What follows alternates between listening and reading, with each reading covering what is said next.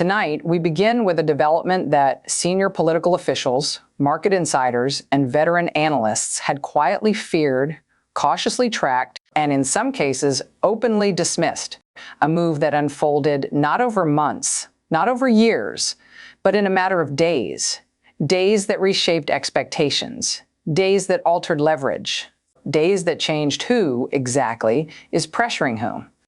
What one economist did this week crossed a line that powerful political figures had hoped would remain theoretical.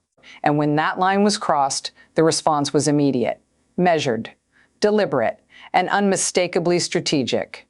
For weeks now, there had been signals, not official announcements, not public statements, just subtle indicators, that something unusual was forming beneath the surface, not noise, not speculation, but movement, the kind of movement that doesn't announce itself. Mark Carney has long been visible, yes, but he has also been methodical in his visibility, reserved in his tone. Precise in his timing, his career has followed a pattern, disciplined, institutional, almost deliberately understated, which is why alarm bells began ringing when that pattern went quiet. Those who monitor economic power closely know what to watch for. A sudden shift in language, a recalibration of emphasis, a pause where momentum should be, and then the absence of noise. All of it stopped. And when an actor like this goes quiet, it usually means something loud is coming next. Early this week, financial and policy observers detected what they described as a coordinated repositioning, a recalibration involving influence channels that had not been activated in this way for years. This included engagement patterns that had been dormant since the height of post-crisis monetary realignments. These are the kinds of moves that are only made when someone is signaling something very specific: a warning, a boundary, or a test. Observers didn't immediately know which category this fell into, or whether it occupied all three at once. But what they did know was this: posture had changed. And when an economic actor shifts posture without explanation, even slightly, political power centers pay attention. The reaction that followed was not routine, it was not symbolic, and it was not performative, it was urgent. Sources close to private briefings describe the move as calculated, disruptive, and, most importantly, asymmetric in its pressure. Because pressure only works if the target hesitates. And this time, hesitation did not come from where it was expected. Instead, the response was one of the most disciplined counter moves we've seen in recent political economic history. Within hours of the shift becoming clear, institutional actors began adjusting.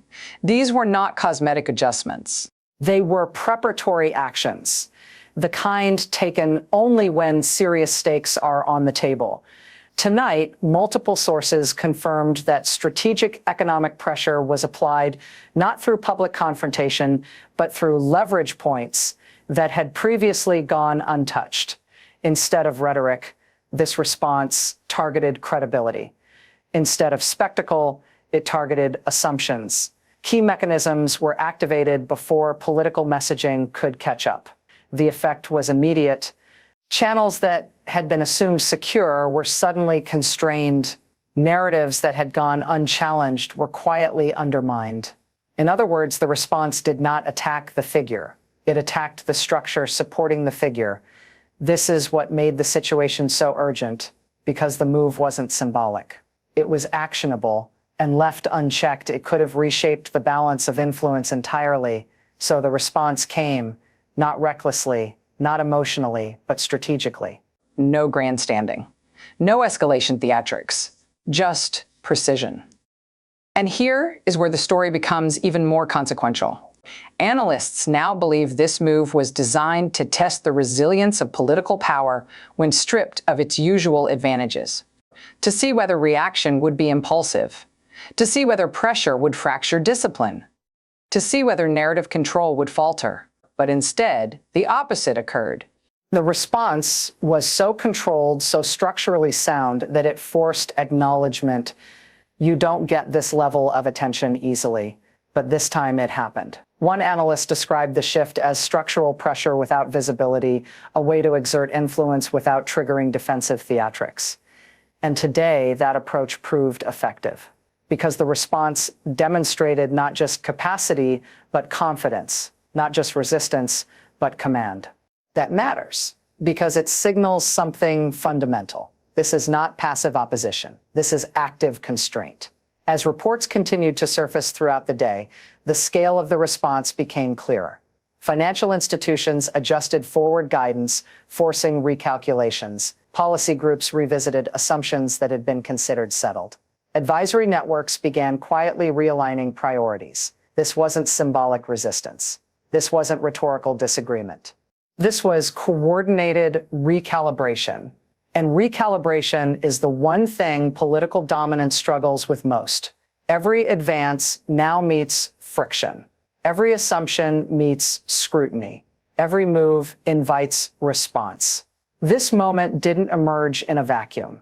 There was an assumption that economic authority would remain fragmented, that opposition would remain reactive, that pressure would always come loudly, or not at all. But tonight, the opposite is happening. Coordination is replacing chaos. Structure is replacing spectacle, and leverage is replacing volume. What makes this moment so volatile and so revealing is the timing. This move comes amid mounting pressure. Competing factions want different outcomes. Markets want certainty. Supporters want dominance. Institutions want stability. Balancing all of that is difficult under ideal conditions. Under pressure, it becomes revealing. And when sudden moves happen in that environment, they're not born of strength. They're born of necessity. They're born of vulnerability. The official response, now circulating across policy channels, was carefully worded but unmistakable. It signaled a refusal to allow destabilization without consequence. Officials described the move as inconsistent with cooperative norms. That is formal language for something much simpler. This will not go unanswered. You don't hear that tone unless the stakes are real. Meanwhile, leadership addressed stakeholders in a calm, firm, and unusually direct message. They emphasized responsibility. They emphasized stability. They emphasized resolve. These were not rhetorical gestures. They were signals. Signals that the moment was understood and that preparation was already underway. What deepens concern is that this move was not isolated. Alongside the primary shift, secondary actors adjusted positioning, supporting institutions, recalculated exposure, communication channels, hardened messaging, all within the same narrow window. When multiple pieces move together, it means coordination, and coordination means intent. Analysts now see several possibilities. One is that this is an opening phase designed to establish boundaries. Another is that it's a warning shot meant to prevent escalation. The third, and most concerning, is that it's preparation for sustained pressure. But today, one thing became clear. The response removed complacency from the equation. There was no delay, no deflection, no denial. There was action. What we are watching now is a test of discipline. One side wants to see how far pressure can go. The other wants to show that pressure has limits. Institutions want to prevent destabilization. Markets want predictability. This is where credibility is measured. Tonight, sources confirm continued monitoring. They report adjustments are ongoing. They report posture remains elevated. And they say the original move appears to be part of a broader strategy, one designed to test resilience. But the response so far has been clear, measured, coordinated, effective. It sent a message that pressure will be met and that leverage cuts both ways. As the days unfold, more details will emerge. But what we know already is this: the response was timely, it preserved stability, and it reasserted balance. What happens next depends on the next move. If escalation follows, this moment will be remembered as a warning. If restraint follows, it will be remembered as a correction. Either way, readiness has been demonstrated. And tonight, for the first time in a long time, there is hesitation. The environment is quiet, too quiet. And when things go quiet like this, it means decisions are being weighed because something was learned. That pressure doesn't always come from volume, that leverage doesn't always announce itself, and that restraint can be powerful. This story is far from over. But tonight, one thing is clear. The dynamic has shifted, the assumptions have changed, and the pressure is now mutual. And we'll be here watching every move as the next phase unfolds.